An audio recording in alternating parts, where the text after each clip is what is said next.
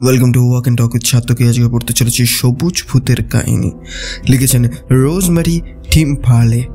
শুরু করতে চললাম সবুজ ভূতের কাহিনী।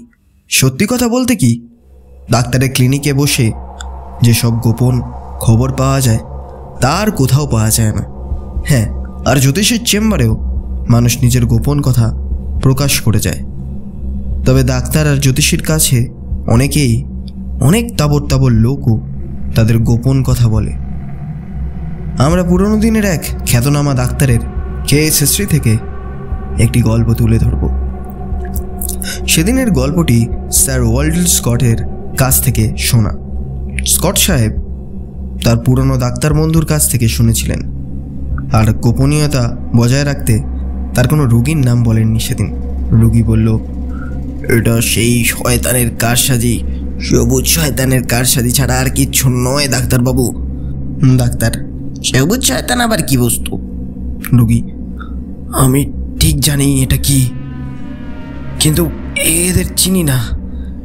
তবে এরা একদল লোক সদা সর্বদা সবুজ জামা কাপড়ে সজ্জিত হয়ে আসে।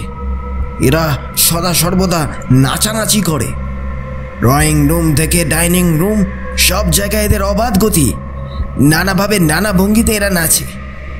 আমি যখনই ঘরে যাই নাচতে নাচতে এগিয়ে আসে।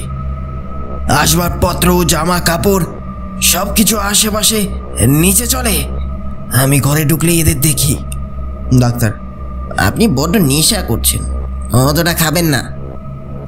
তখনকার দিনে যারা মদ খেয়ে নানা রকম স্বপ্ন দেখত তাদের বলা হতো নীল শয়তান।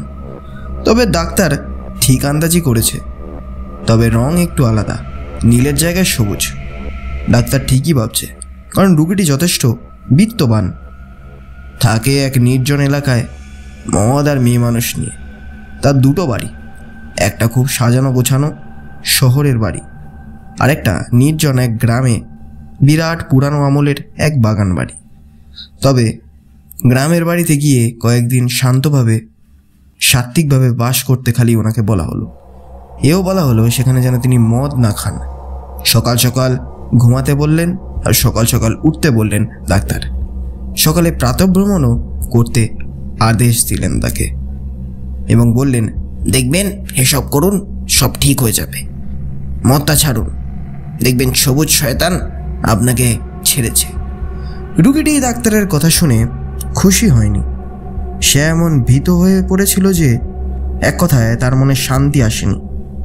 তবে সে ডাক্তারের কথা মতো গ্রামের বাড়িতে চলে গেল, আর কয়েকদিন সাবধানে ডাক্তারের কথা মতো থাকার ফলে তার এসব উপসর্গ কেটেও গেল।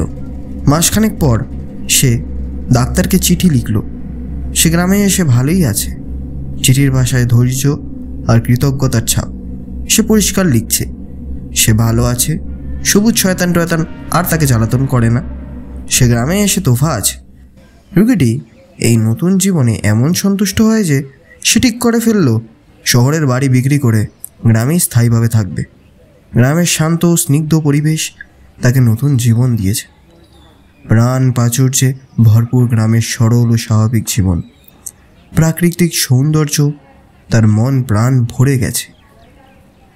গ্রামকে, এই গ্রামের সরল অনাড়ম্বর মানুষগুলোকে সে ভালোবেসে ফেলেছে। শহরের ভোগ বিলাস আর সন্তোষ যেন তার মনে আর ভালো লাগছে না। সে প্রাকৃতির ক্রোড়ে বাকি জীবনটা শান্তিতে কাটাতে চায়। তাই সে খোঁজ খবর করে ভালো দামেই শহরের বাড়িটা বিক্রি করে দিল। তবে বাড়ি বিক্রি করলেও সে শহরের বাড়ির আসবাবপত্র বিক্রি করল না।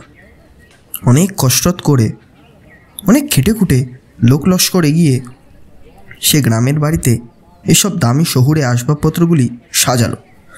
নতুন পরিবেশে আসবাবপত্রগুলিকে ঘরে সজ্জিত দেখে আর আনন্দ যেন তার ধরে না।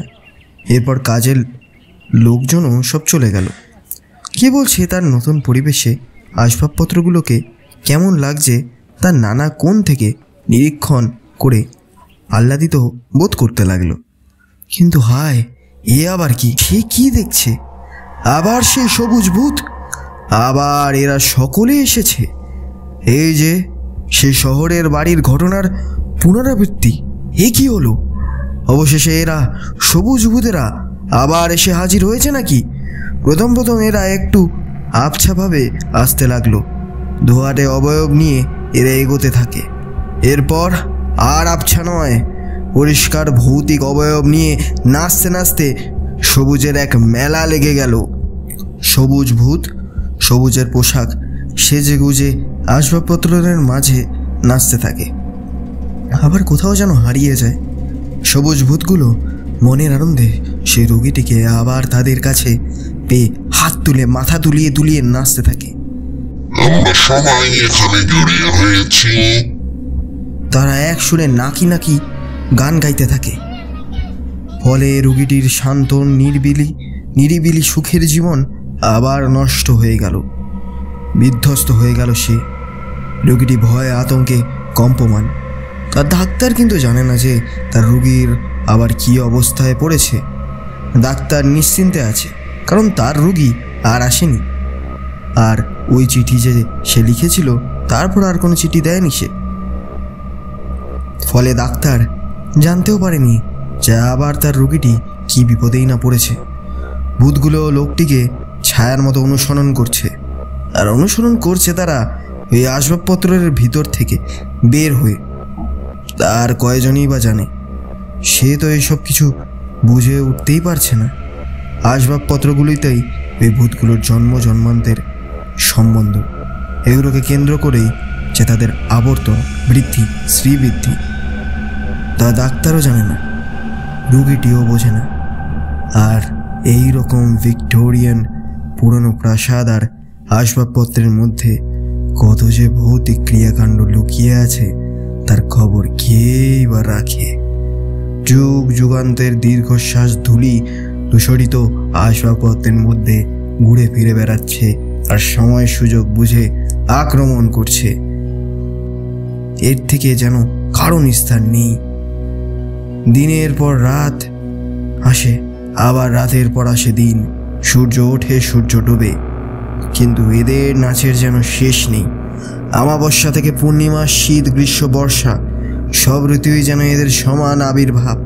প্রতিদিন প্রতি রাত যেন এদের আগমনের অপেক্ষায় বসে আছে। যুবকটিকে আবার এই নতুন পরিবেশে পেয়ে যেন এরা একেবারে আনন্দে আত্মহারা হয়ে গেছে। এরা যেন এদের নাচের ছন্দ, নাচের ভঙ্গি আরো উন্নত করেছে। আগে কেবল মাথা দুলাতো, এখন এরা দেহের নানান অঙ্গভঙ্গি করতে পারে, নাচতে থাকে। কখনো কখনো এরা ফিস করে নিজেদের মধ্যে কথাও বলে। হাসতে হাসতে গড়িয়ে পড়ে এরোর গায়ে। এদের দেহের কোনো অংশ যে কখন কোথাও উধাও হয়ে যায় তারও কোনো ঠিকানা নেই। হঠাৎ দেখা গেল কোনো একটা ভূত বা পেতনির মাথাটা আস্তে আস্তে যেন কোথায় মিলিয়ে গেল, কিন্তু দেহটা ঠিক আগের ভঙ্গি করে নিচে যাচ্ছে। মাথা ঝাঁকুনি বা দুলুনি যেমন ছিল তেমনি। এখন ঘাড়ে মাথা নেই, কিন্তু ঘাটটা যেন সেই একই দুলুনিতে কেঁপে কেঁপে উঠছে আর নাচের ভঙ্গির সাথে তাল রেখে দুলছে। নাচের ভঙ্গিটাও কখনো বা ফুটে উঠবে বল ড্যান্সের ছাপ, কখনো বা ব্যালেট। যুবকটি প্রতি রাত্রে প্রতিদিনে এই ঘটনায় আস্তে আস্তে এমনই অভ্যস্ত হয়ে গেল যেন সে এসব কিছুর অঙ্গীভূত হয়ে পড়েছে। এ যেন এদের দিকে তাকে টানছে, আর এই সবুজ ভূতের নাচের আবেগ আর উত্তেজনা যেন তার মনেও এক আবেগ সৃষ্টি করেছে। এসব ভূত পেতনির আমোদ আহ্লাদ ঢলাঢলি সবকিছু যেন তার যুবক মনেও এক রেখাপাত করেছে। তার নিঃসঙ্গ জীবনে, তার নারী সঙ্গীহীন জীবনে যেন এক নতুন স্বাদের ছোঁয়া দিয়েছে। আস্তে আস্তে যেন সেও তাদের দলের একজন হয়ে উঠেছে। হয়তো সেও এই বিদেহী জগতেরও কোনো এক অংশের সাথে পুরুষানুক্রমে জড়িত। তাই এ থেকে তার মুক্তি নেই, মুক্তি সে আর চায়ও না। ধন্যবাদ। কেমন লাগলো এই গল্পটি? বেশ আলাদা রকমের গল্প। ভালো লাগলে লাইক করুন, সাবস্ক্রাইব করুন আর ফলো করে নিন walk and talk with Satvik.